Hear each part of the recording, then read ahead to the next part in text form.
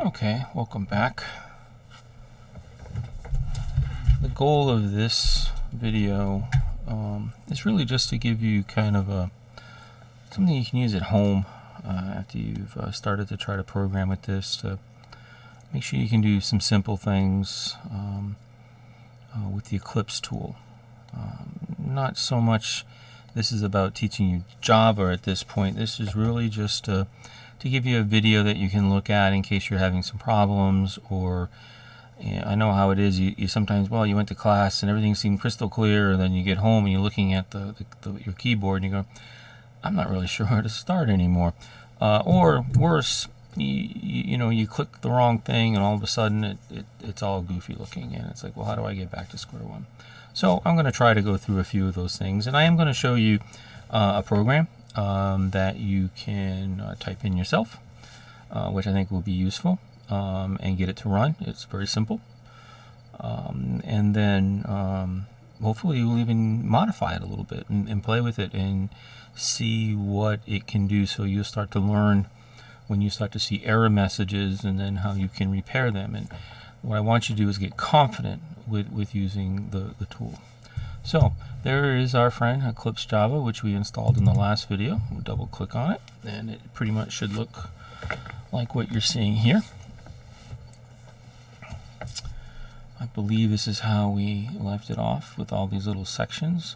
All of these sections here do different things. Oh, my mouse is now a little circle with a blue. I couldn't find the yellow, which is the normal way of doing it, so we're stuck with this for now. First thing we're going to do is we're going to trim this guy a little bit.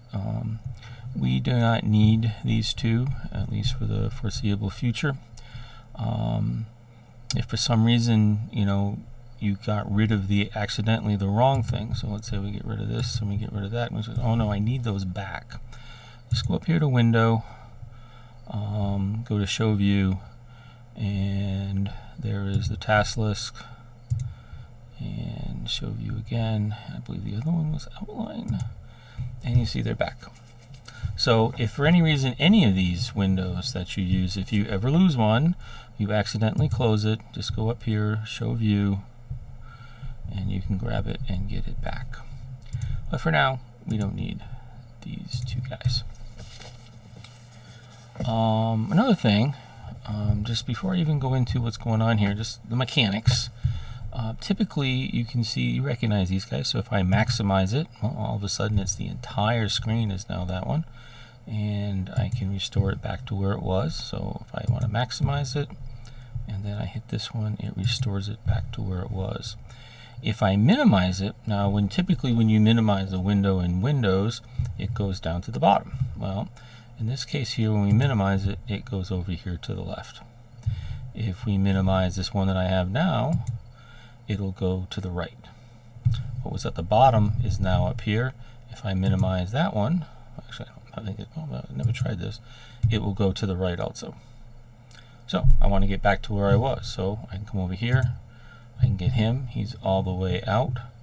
I can get the other one, and he's now in the middle, and I can restore this down at the bottom. And again, if I deleted the package window, and it says, oh, I got to get that back, come up here, Show, Package Explorer, it'll put it back. Okay, so accidentally you close something, here's how you get it all back.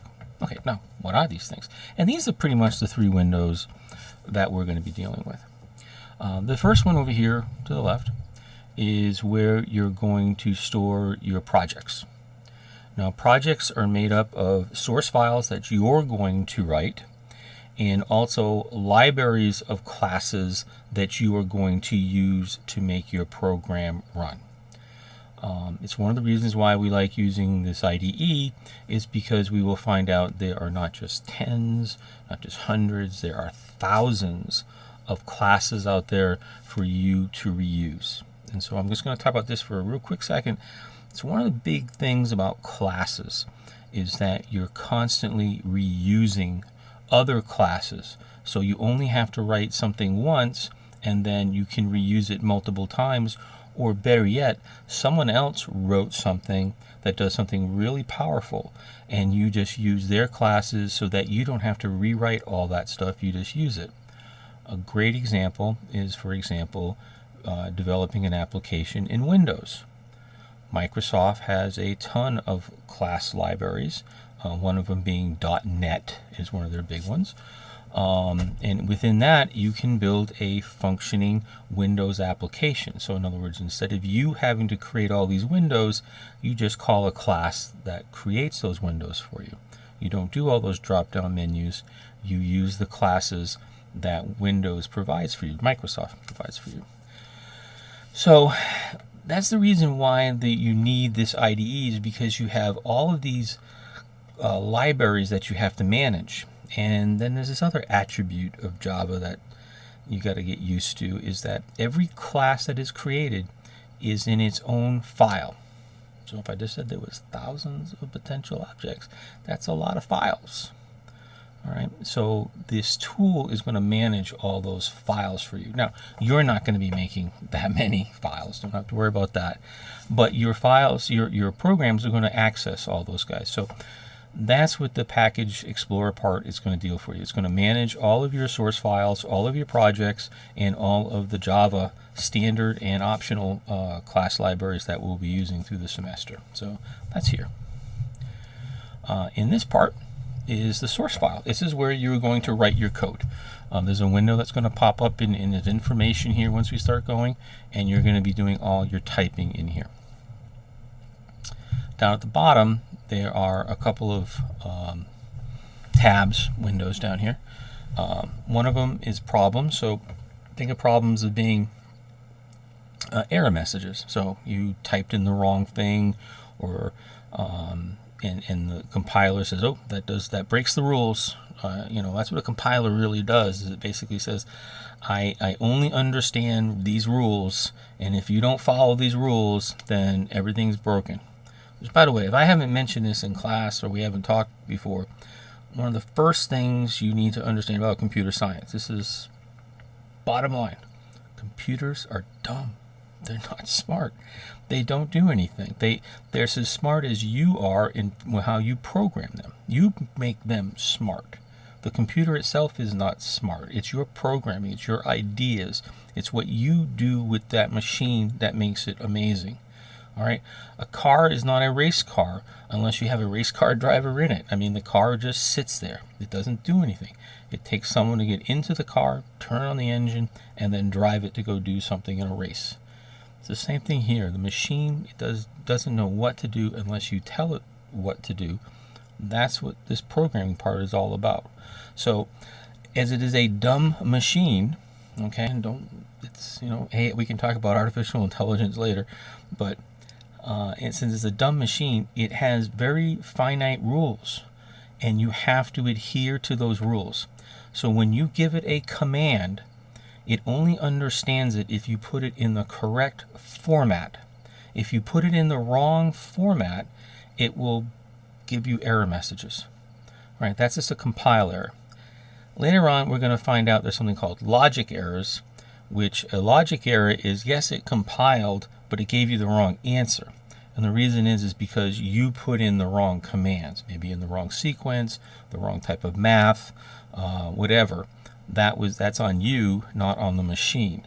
And the machine can't tell you if your logic is wrong. That's up to you to figure out. And that's really kind of what this is all about. You learning the correct grammar, if you will, of how to program the computer, and at the same time taking a problem and coming up with the correct logic using that grammar to solve the problem. Think of it, I think it is the same way of writing a book. Okay, if you do not use the language well, and you misspeak, and your grammar is all over the place, then people aren't going to understand your story. So that's the first thing you have to get correct. The next thing to make it a successful book or article or report or whatever is that you have to be creative. You have to come up with something interesting. It has to satisfy the requirement of what the report was all about. And so it's the same idea here with the program. If you don't understand the grammar, and you don't have the correct logic, you're not going to have a successful program. So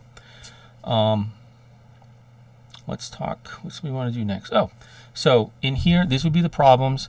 JavaDoc we'll talk about really quick. It's not something I think we're going to spend a lot of time with. It is part of the language, but it's really something industry uses.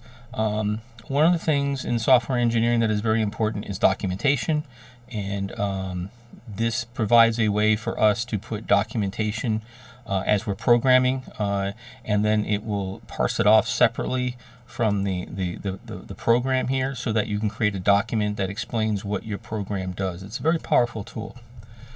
Declarations we'll probably do something with, and that's going to tell you some of your variable information. Again, don't have to worry about it right now today, but these are all down here to help you. There's going to be one more tab that's going to show up. It's going to be called console. Oops, see, I did something here already, so I'm going to put it back to restore. That's one of the things we just learned something. If you double click on a tab, it makes it full screen.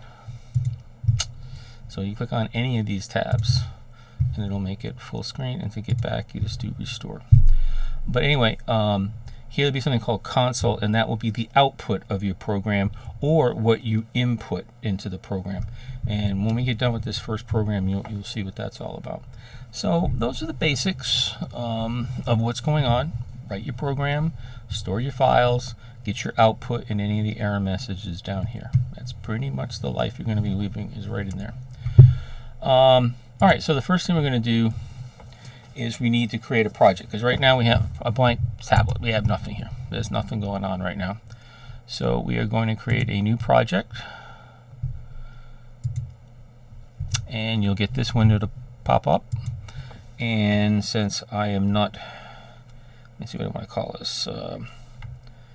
Call it first project, because I'm not very creative. If you notice, if you recall, when we set up your workspace, this should be the location where it's storing it. That's the default location. Obviously, if you unclick that, you can put it someplace else. Please don't leave it right where you had it before.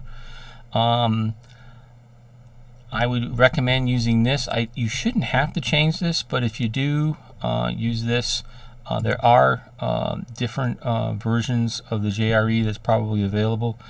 We are focusing on 8 because that's where the book is. It is up to version 10. Truthfully, there's not a whole lot you're going to be missing at this point.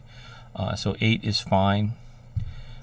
If you, by some chance, you could click finish right now, but if you hit next, what next does is, again, when you're writing a much bigger program and you have all sorts of classes coming from other sources, this is a place where you would start adding in all that information. Or if you had to build it in a particular way, this is where you're at it. This is industrial strength stuff. You don't have to worry about this at this point, so we can just ignore it. But I'm just going to show it to you just in case, for example, you hit the next button instead of finish. Don't worry about it. Don't panic. You're okay. All right, now we notice that it created something called first project. That's a good start. And then we end up with these two guys. Now, SRC, that's where our source file, SRC stands for source. Kind of in the old Unix days. I don't know why they don't spell out source, but I guess maybe they just want to make it a short name. Programmers can be lazy. But I, on the other hand, like to be more explicit about what things are, so I like spelling it out. Even if it does mean it makes more space, it just means later on when I go back to figure out what I was doing, it's easier for me to remember. Anyway, there's the source file.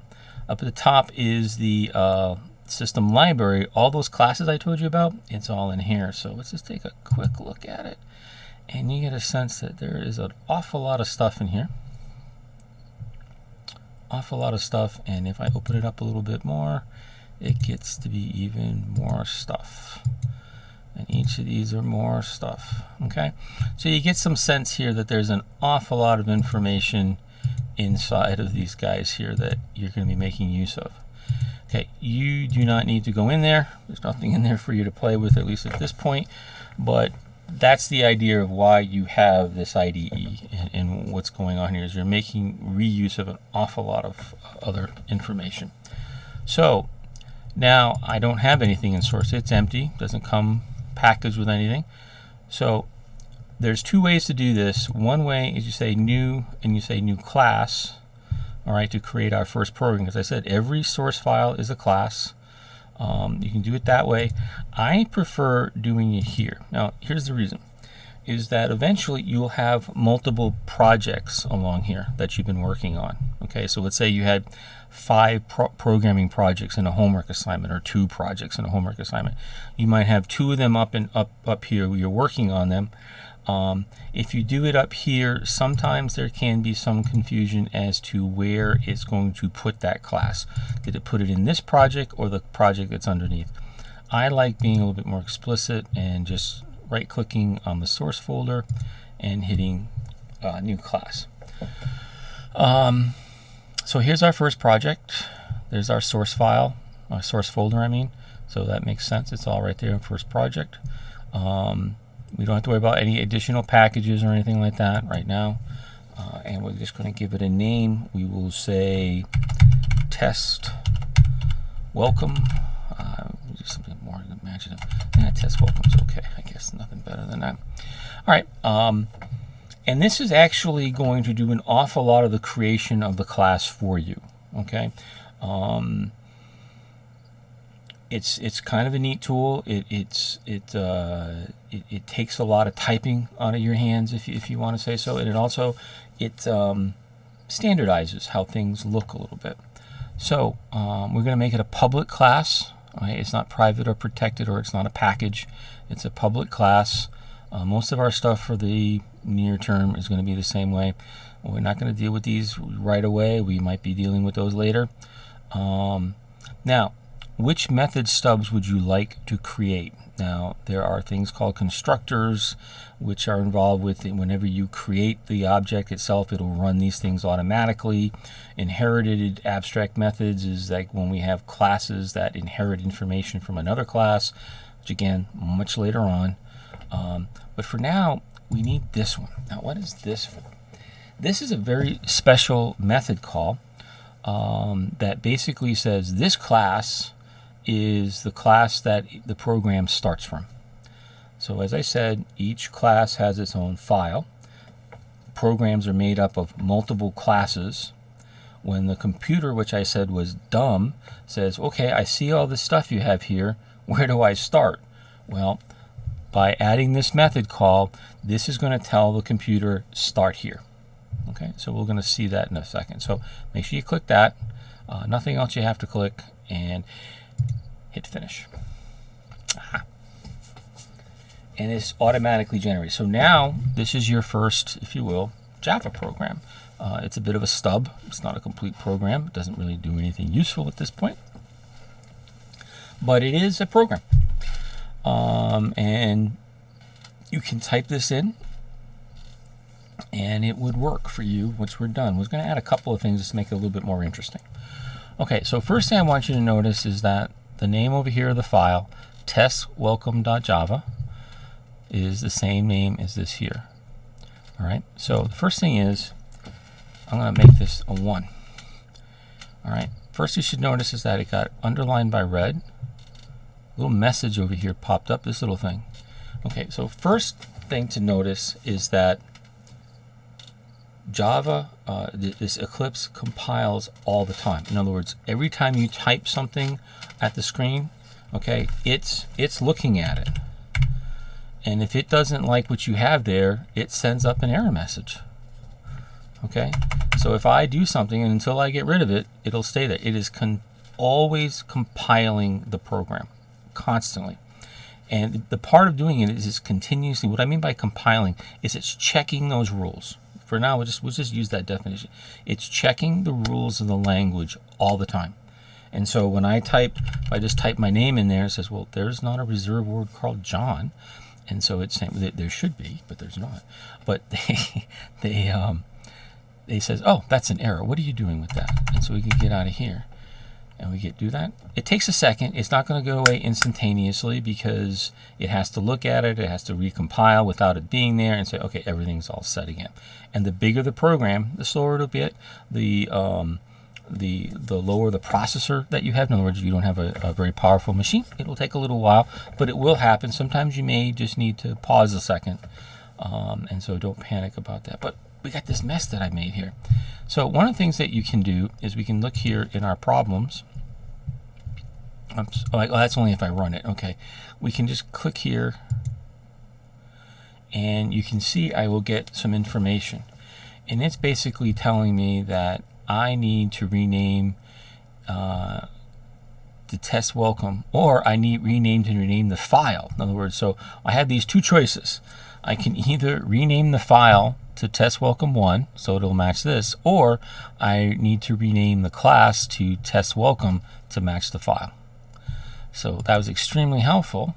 And I think the simple thing is to just get rid of the 1 that I put in there errantly. So the machine is always checking for things. All right, so there's your first thing, and it does give you some fairly helpful hints to try to help it. As the more you get accustomed to this, those hints will help you a lot more. All right, so a couple of things we need to notice. All lowercase words like this, just like this, public, class, static, void, all of these, and they're in like a kind of a purplish color.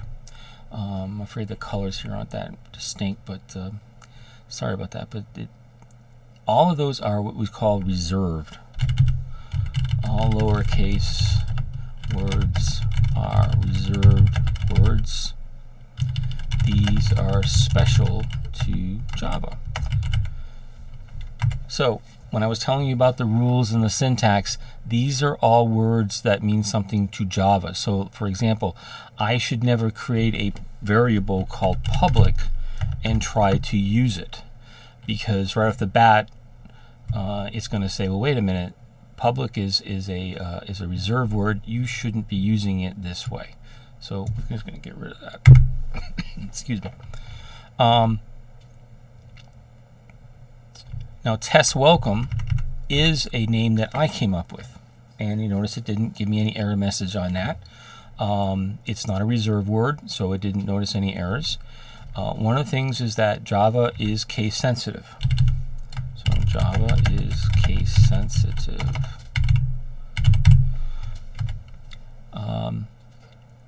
So that means if I made this a P, a big P, I would get an error message. Okay, it does not, it expected, if you notice, see what the error message was? It said syntax error on token public, public expected. Okay, in other words, small p was expected. So if again, got that error message, I make it p, it goes back. Now, what is this saying? This is saying I want to create a class called test welcome, my name, okay, the name that we came up with. And again, I told you the computer is dumb, so it needs some help. It says, okay, you want to create something called class. Where does it start and where does it end? In other words, I have to tell it what is the body of the class. Where does it all start and end? Because again, if you don't tell it where to stop, it'll continue to read forever, because it just does the same thing over and over again. You've got to put in the intelligence, and part of it is by you following the rules of Java. So one of the things I like to do is I like to have these curly braces look like this versus the way they work. And the thing is, these curly braces, notice when I came up here, if you notice here at the top and at the bottom, when I go up and down, let me just get this down here. If you notice here that this highlighted, because that is telling me that is the start of my body, and this is the end. So this is the start of class test welcome. Okay, and because I put those brackets there, I don't have to worry about the computer being confused by them. And here is the end of class test. Oops, I can spell and do all sorts of stuff here. And I forgot an E up here. So there's the start and end of our class right here. And then we're going to put all sorts of stuff in between here. All right. So for now, we have this one special method call, because this is the first class in our program. This is where we're going to start all our work from. And we need to look at that for a second. Now, public, static, and void. For now, let's just say that there are ways of encapsulating data to say that the world can see it or it can't see it. Okay, and so public is basically saying the world can see this method call. All right, it's a way of something called visibility. And we'll learn more about that later, because part of what you want to do in creating objects and classes and use a lot of software engineering principles is that you want to control who can talk to what. It's not so much a security thing, it's really more about a logic thing, in the sense of that if you shouldn't be doing something, if you put in the correct methods of controlling data, then bad things won't happen. All right, so we'll talk more about that later, but that's what that is doing. The other thing is that void means that when I use this function here, this is a method call, if you will, right here. This is calling out to the system library that says, hey, start the program here. It basically says nothing gets returned. If we were doing this from a command line, instead of running it from here, you would be able to add arguments. You probably haven't had to do that before, but imagine if you said run Windows or run some program, and the thing is that you wanted to give it some attributes like a file name or something like that.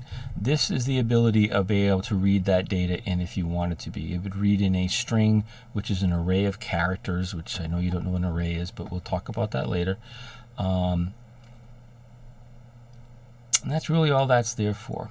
Now, inside of this area right here is where I'm going to write a little bit of code so that this thing can do something. Because if I compile this right now, which is just hitting this arrow up here, okay, I can save it and launch it. Okay, so it's going to save the program, and then it's going to launch it, and didn't do anything.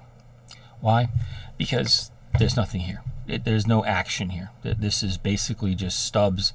Okay, I created a class. I said it's the main class that's going to run the program, and then I gave it nothing to do. There was no work here. So we're going to give it something to do. So what I'm going to do is I am going to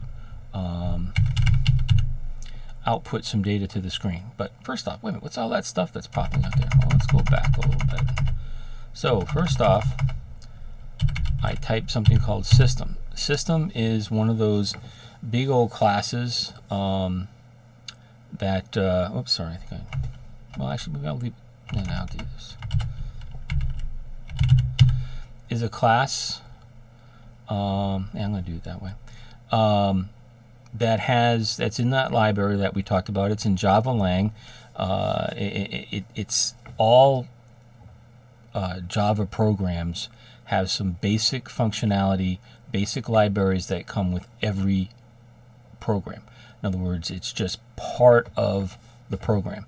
It's not a reserved word, but it is a bunch of classes that are assigned to the Java program, and they're always there. Okay, so .out is the object that we're going to use, and then the method that I want to use, which is the thing that's doing the work.